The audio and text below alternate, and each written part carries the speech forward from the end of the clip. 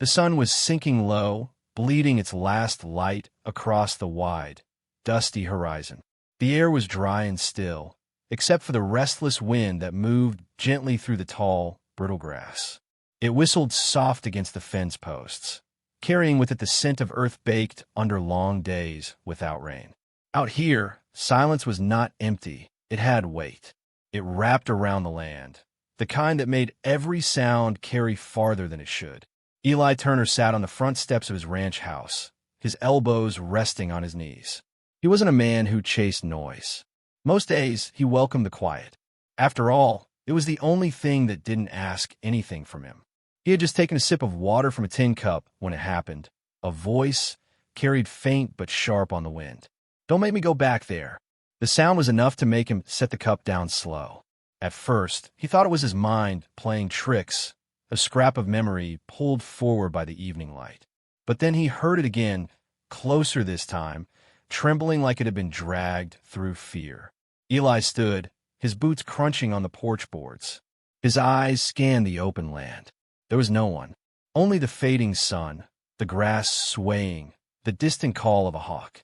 But somewhere out there, beyond what he could see, someone was carrying a kind of hurt that didn't heal easy. And though he didn't know it yet, that single sentence was about to pull him into a fire he'd thought he'd left long behind. Eli didn't see her at first. She came from the north side, walking along the fence line like she'd been keeping low on purpose. Her steps were slow, uneven, as if she'd been on her feet far too long. When she reached the gate, she didn't open it right away. She just stood there, her hand resting on the top rail, her head bowed. Dust clung to the hem of her skirt, and her hair, dark and loose, looked like it hadn't been combed in days. "You lost," Eli called out. Her head lifted, and that was when he saw her face, pale, drawn, and marked by something he couldn't name. Not fear alone, not pain alone, something heavier. "No," she said softly. I can't go back there." Eli's ranch sat 12 miles from the nearest town and even farther from the main road. He'd built it that way on purpose. The land wasn't much, a few dozen head of cattle, a stubborn well that coughed up water when it felt like it. But it was enough for him. Out here, folks didn't come unless they meant to. He didn't ask questions right away. She looked like she'd had enough of him. Instead, he swung the gate open and stepped aside. "You can sit a while," he said. "There's water on the porch." She hesitated, glancing back over her shoulder at the empty fields, then stepped inside. Her boots, scuffed and cracked, made a hollow sound against the boards. She lowered herself into the old wooden chair near the door and took the tin cup he handed her. Eli leaned against the rail, watching her drink. She didn't sip. She drank like someone who hadn't trusted water in days. He knew better than to press her. People carried all sorts of reasons for finding themselves in the middle of nowhere, and most of those reasons weren't meant for strangers. Still, something about the way she kept glancing toward the horizon told him she wasn't here by choice. And somewhere deep down, Eli felt the first pull of a story he wasn't sure he wanted to hear. The sun had dropped behind the hills by the time Eli lit the oil lamp inside. The woman followed him in, her eyes moving slowly over the small space. The table, the shelves lined with coffee tins, the rifle propped against the wall. She didn't sit right away. Instead, she stood near the doorway like she might bolt if she had to. "You can take the chair," Eli said, nodding toward the table. She moved toward it, but didn't relax. Her fingers stayed curled tight around the handle of her cup. She looked like someone who'd been holding on to something for too long, maybe hope, maybe fear. Eli poured coffee into 2 mugs and set one in front of her. She wrapped both hands around it, but didn't drink. "What's your name?" he asked. She hesitated. "Clara. No last name. Just Clara." "Well, Clara, you're a long way from anywhere. Folks don't usually wander out here unless they're looking for work or looking to disappear." Her eyes flickered, and for a second he thought she might answer. But instead, she looked down at the dark coffee. "I just needed to get clear," she said finally. "That's all." Eli nodded like he believed her, though he didn't. Up close, he could see faint bruises along her forearm, half hidden by her sleeve. They weren't fresh, but they weren't old either. "You running from someone?" Her head jerked up. "I said I just needed to get clear." Her voice was sharp, but her eyes gave her away, darting quick toward the window, as if she expected to see a shadow out there. Eli let it go for now. Pushing would only make her shut down more. Still, his gut told him someone was out there looking for her. He'd seen that kind of fear before. Outside, the wind had shifted, carrying with it a cool bite from the north. The coyotes had started up in the distance, their yips and howls threading through the dark. Clara kept glancing toward the door between sips of coffee. Every sound, the creak of the rafters, the brush of wind against the siding, made her shoulders tense. Eli didn't know what she'd been through, but he knew the look in her eyes. It was the look of someone who'd already seen the worst and was still waiting for it to find them again. And that meant trouble might not be far behind. Later that night, after Clara had taken the small cot in the spare room, Eli sat at the kitchen table with a single lamp burning low. The light pooled in front of him, leaving the rest of the house in shadow. He wasn't a man who stayed up late without reason, but tonight the quiet felt heavier. Her words, "I can't go back there," kept circling in his mind.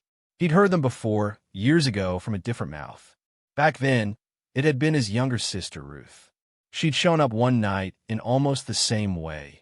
Dirt on her dress, fear in her eyes, and a man somewhere out there who wanted her back. Eli had promised she'd be safe.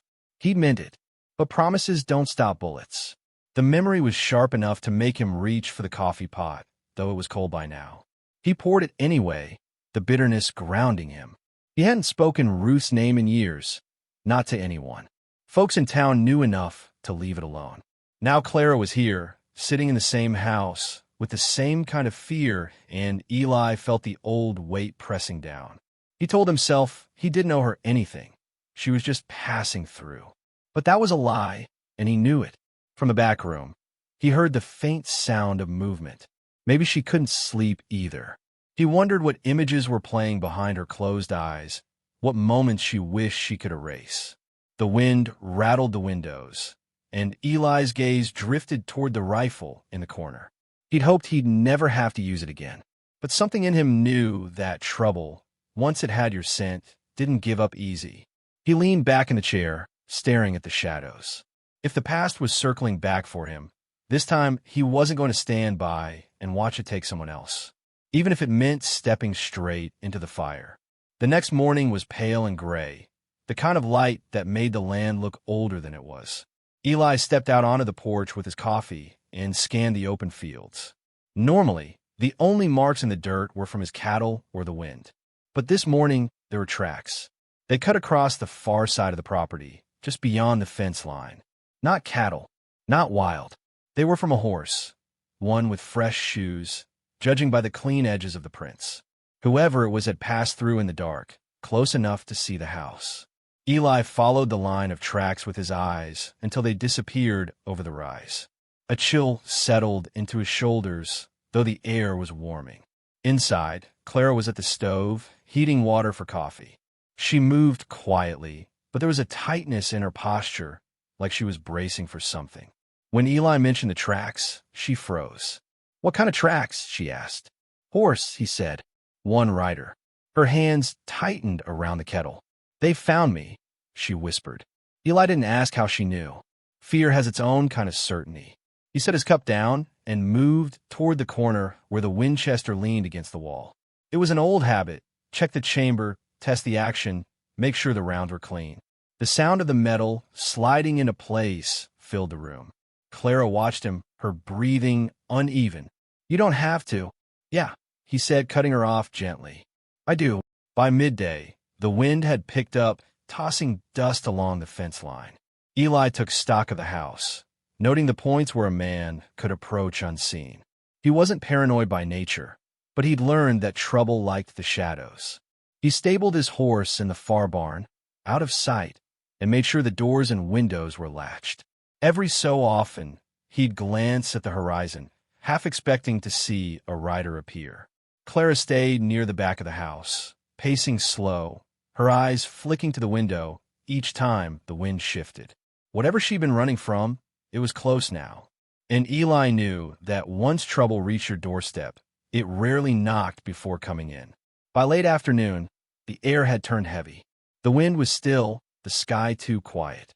Eli could feel it, the way the land seemed to hold its breath before something broke loose. Clara was sitting at the table, her fingers tracing the rim of a chipped mug. She hadn't spoken much since morning, but the tension in her face had deepened. Eli set his rifle against the wall and pulled out the chair across from her. "Clara," he said evenly, "I can't help you if I don't know what I'm up against." Her eyes lifted to his, sharp at first, then softening. "You don't need to get mixed in with this. It's not your fight." "Maybe not," Eli replied, "but it's at my door now." She looked down, her hands twisting in her lap. For a long moment, he thought she might stay silent again. But then her voice came low and unsteady. "I worked at a place outside of Cedar Ridge. Folks called it a boarding house, but it wasn't. It was run by men who owned everything in town. The sheriff, the judge, all of it. No one left unless they were told they could." Her throat tightened, and she took a slow breath before continuing. "I saw things they didn't want seen.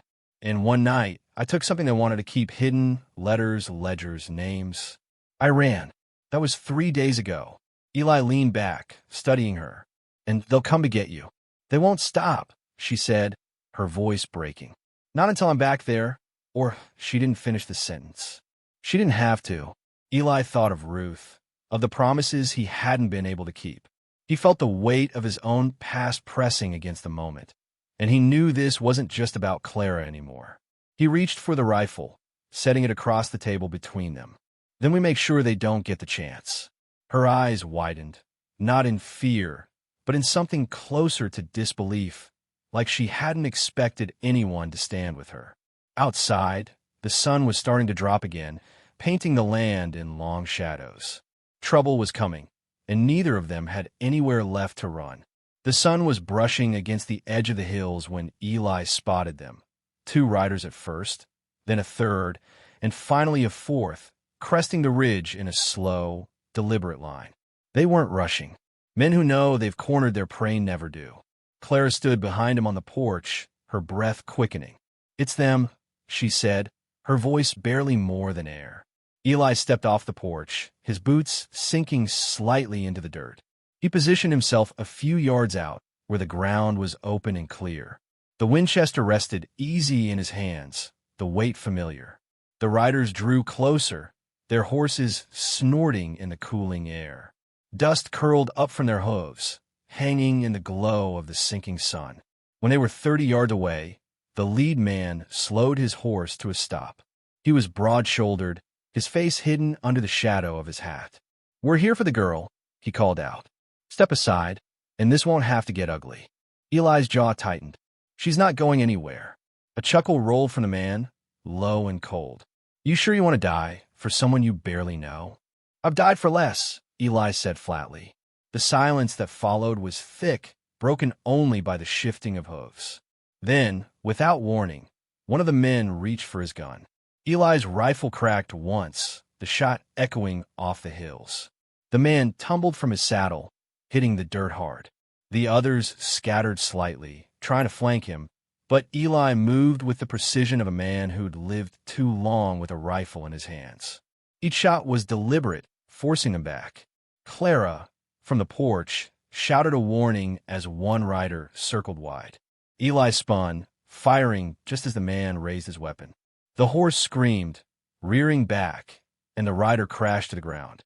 When the dust finally settled, the survivors turned their mounts and retreated toward the ridge, the lead man glaring back with a promise in his eyes.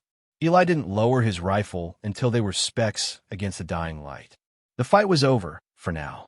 The land was quiet again, but it wasn't the same kind of quiet as before. The smell of gunpowder still hung in the air, mixing with the dust. Eli leaned the rifle against the porch rail and wiped his brow with the back of his hand. His breathing was steady, but his mind was still in the heat of it, replaying each moment. Clara stepped down from the porch, her hands trembling. "You didn't have to." "Yeah," he said softly, "I did." They stood there for a moment, looking out at the horizon where the riders had vanished. The sun was gone now, and the first stars were pushing through the dark. Clara's eyes held gratitude, but also something else, a sadness that no amount of safety could erase. "They'll be back," she said. Then we'll be ready, Eli replied. For the first time in years, he didn't feel entirely alone. Maybe it was the danger, or maybe it was the way she had trusted him without saying the words.